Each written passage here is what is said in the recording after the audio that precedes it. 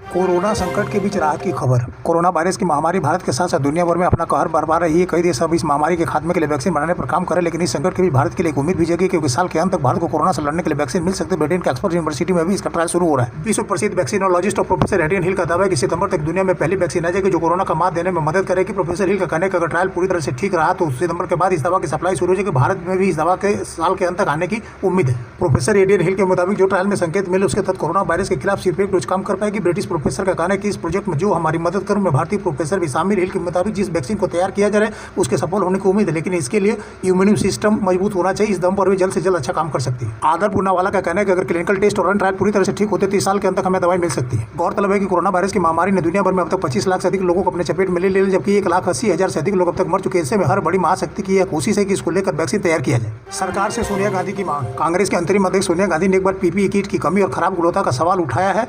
Congress working committee की बैठक में सोनिया गांधी ने पीपीई किट की खराब क्वालिटी पर चिंता जाहिर की और साथ ही कहा कि देश में कोरोना टेस्टिंग अभी बहुत कम संख्या में हो रही है, काफी गंभीर बात है। उन्होंने सरकार पर आरोप लगाते हुए कहा कि हमने बार बार प्रधानमंत्री से कहा है कि टेस्टिंग का कोई विकल्प नहीं, इसके बावजूद भी टेस्टिंग कम हो रही है और पीपीई भी अच्छी क्वालिटी की नहीं है। हमने काफी सुझाव दिए लेकिन सरकार इनको अमल में लाने के लिए कोई सक्रियता नहीं दिखा रही है। किसानों का मसला उठाते हुए सोनिया गांधी ने कहा कि लॉकडाउन की वजह से देश के किसान सबसे अधिक परेशान है। कमजोर और अस्पष्ट खरीद नीतियों के अलावा सप्लाई चेन में आ रही दिक्कतों ने किसानों को बेहाल करते उनकी समस्याओं का जल्द से जल्द निपटारा किया जाना चाहिए। खरीफ फसल के लिए भी किसानों को सुविधा मिले। उन्होंने मांग की कि गरीब मजदूरों किसान के खाते में तुरंत 7,500 रुपये ट्रांसफर किए जाने चाहिए। मजदूरों को खाद्य सुरक्षा मुहैया करने के लिए तुरंत कदम उठाया जाए। हेल्थ इंश्योरेंस के मोटे प्रीमियम से मुक्ति। कोरोना महामारी की वजह से देश भर में लॉकडाउन है। ऐसे में IRDAI ने बीमा धारकों को बड़ी राहत दी। IRDA ने कहा कि अब हेल्थ इंश्योरेंस प्रीमियम को किस्तों में जमा किया जा सकता है। यह सुविधा करीब 1 साल तक 21 मार्च 2021 तक के लिए दी गई है। IRDAI के निर्देश के मुताबिक बीमा धारक 31 मार्च 2021 तक अपनी सुविधा के मुताबिक प्रीमियम की राशि हर महीने 3 महीने 6 महीने के आधार पर भुगतान कर सकते हैं। IRDAI ने साफ किया कि इसमें मूल प्रीमियम और शुल्क ढांचे में कोई बदलाव नहीं होगा। प्रीमियम भुगतान मासिक, तिमाही या छमाही हो सकता है। बीमा निगम ने भी दावा किया कि किस्तों में प्रीमियम भुगतान की सुविधा एक अस्थायी व्यवस्था के तौर पर दी जा सकती है या फिर अस्थायी तौर पर 12 महीने के लिए यानी 31 मार्च 2031 तक रिन्यूअल वाली स्वास्थ्य बीमा पॉलिसी के लिए सुविधा दी जा सकती है। कोरोना वायरस की महामारी के कारण मौजूदा स्थिति को देखते हुए स्वास्थ्य बीमा प्रीमियम भुगतान को आसान बनाने की जरूरत पर विचार किया गया है। इसके तहत सभी बीमा कंपनियों को स्वास्थ्य बीमा प्रीमियम किस्तों में लेने की अनुमति दी जाती है। इसके लिए अपने हिसाब से उत्पादों का चयन कर सकते हैं। रक्षा सौदों पर भी कोरोना का संकट। कोरोना संकट और लॉकडाउन का असर अब रक्षा सौदों पर भी पड़ा है। रक्षा मंत्रालय की ओर से 3 सेनाओं ने अपने आधुनिकीकरण के लिए किए जा रहे रक्षा सौदों को फिलहाल रोकने के लिए कहा है। मंत्रालय का कहना है कि कोविड-19 की वजह से बजट में कटौती देखते हुए हमने यह फैसला लिया है। जब तक देश में कोविड-19 की स्थिति बनी रहती है तब तक वे अपनी पूंजी अधिग्रहण प्रक्रियाओं को रोक दें। 3 सेनाओं से सभी रक्षा सौदों पर रोक लगाने के लिए कहा गया है। अब सभी रक्षा डील को रोक दिया गया। इसका मतलब यह नहीं कि डील को कैंसिल कर दिया गया है, बल्कि डील के आगे की प्रक्रिया को रोका गया। स्थिति समान होने के बाद डील को आगे बढ़ाया जा सकता है। कोरोना संकट के कारण केंद्र सरकार ने सभी सांसदों की सैलरी को 30% कम कर दिया था। इसके साथ ही सांसद निधि को 2 साल तक के लिए रोक दिया गया है। केंद्र के साथ कई राज्य सरकारों ने भी आर्थिक चुनौतियों को देखते हुए कई सख्त फैसले लिए।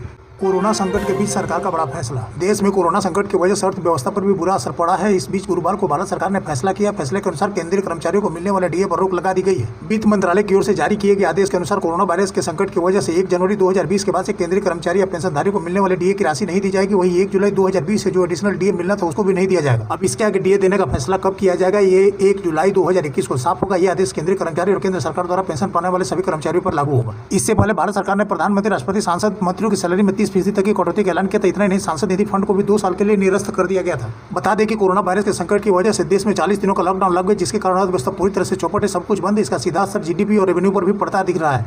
मोहल्ले की दुकान से ऑनलाइन शॉपिंग। कोरोना लॉकडाउन की वजह से कारोबार में आई भारी गिरावट को देखते हुए देश के छोटे दुकानदारों ने अपना ई-कॉमर्स पोर्टल जल्द लॉन्च करने का फैसला किया। यह फैसला इस लिहाज से भी महत्वपूर्ण है कि रिलायंस जियो और फेसबुक के बीच डील का लक्ष्य भी देश के करोड़ों छोटे दुकानदारों को जोड़ना है। ई-लाला नाम से इस पोर्टल के लॉकडाउन के दौरान सिर्फ जरूरी सामानों की आपूर्ति की जाएगी, लेकिन इसके बाद भी सभी तरह के सामान की आपूर्ति होगी। गौरतलब है कि देश में पहले से अमेजन, फ्लिपकार्ट जैसी विदेशी कंपनियों के सम्मिलित वाले पोर्टल से ग्रासरी और अन्य सामान की ऑनलाइन डिलीवरी होती है। बुधवार को देश की दिग्गज कंपनी रिलायंस समूह के जियो प्लेटफॉर्म्स और दिग्गज अमेरिकी टेक कंपनी फेसबुक के बीच एक डील हुई। इसके तहत फेसबुक ने जियो में करीब 10% हिस्सेदारी लेने का ऐलान किया है। सीएट के एक पदाधिकारी ने दावा किया कि यह पोर्टल 1-2 दिन में ही लॉन्च किया जा सकता है। इस संगठन से करीब 7 करोड़ दुकानदार और 40,000 ट्रेड एसोसिएशन जुड़े हुए हैं। संगठन का कहना है कि लॉकडाउन के बीच ग्राहकों को उनके पास के स्टोर से घर तक सामान पहुंचाया जा सके, इसके लिए यह प्रोजेक्ट शुरू किया जा रहा है। सीएट पश्चिम बंगाल के महासचिव रवि शंकर राय ने कहा है कि प्रयागराज, दिल्ली, झांसी, वाराणसी, गोरखपुर, लखनऊ में एक पायलट प्रोजेक्ट इस बारे में पिछले 7 दिन से चल रहा है। इसमें करीब 800 स्थानीय दुकानदार जुड़े हैं। हम इसे 1-2 दिन में पूरे देश में लॉन्च कर देंगे। इससे करीब 1 लाख दुकानदारों को जोड़ देंगे। राय ने बताया कि यह पोर्टल व्यापारियों के लिए फ्री होगा, जबकि ग्राहकों के लिए इसकी सेवा लेने के लिए सिर्फ सामान की डिलीवरी चार्ज देना होगा। यूपी में कोरोना के खिलाफ जंग तेज।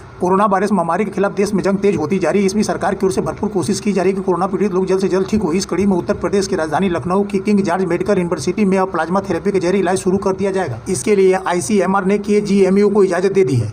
उत्तर प्रदेश में हाल ही में एंटीबॉडी रैपिड पूल टेस्टिंग को मंजूरी दी गई थी। इसके बाद अब प्लाज्मा थेरेपी को आगे बढ़ाया जाएगा। इसके तहत जो लोग कोरोना वायरस महामारी को मात देकर ठीक हो चुके हैं उनके खून से प्लाज्मा लिया जाएगा और जो व्यक्ति संक्रमित हैं उसमें चढ़ाया जाए। बता दें कि देश के कई राज्यों में प्लाज्मा थेरेपी की शुरुआत हो चुकी है। दिल्ली और महाराष्ट्र जैसे राज्यों में भी इसके नतीजे सकारात्मक है। यही कारण है कि ICMR की ओर से अन्य राज्यों को भी मंजूरी दी जा रही है। और तलब है कि गुरुवार सुबह तक उत्तर प्रदेश में कोरोना वायरस के 1439 मामले सामने आ चुके हैं, जिनमें 173 लोग अब तक ठीक भी हो चुके हैं। इन्हीं के प्लाज्मा का इस्तेमाल अन्य लोगों के लिए किया जाएगा। सूबे में अब तक 21 लोग इस वायरस की वजह से अपनी जान गंवा चुके हैं। उत्तर प्रदेश में कोरोना संकट की वजह से लॉकडाउन को सख्ती से लागू किया गया। यही वजह है कि कई जिलों के हॉट स्पॉट को पूरी तरह से सील भी किया गया। प्रदेश में दर्जन भर जिले कोरोना मुक्त भी हो चुके हैं।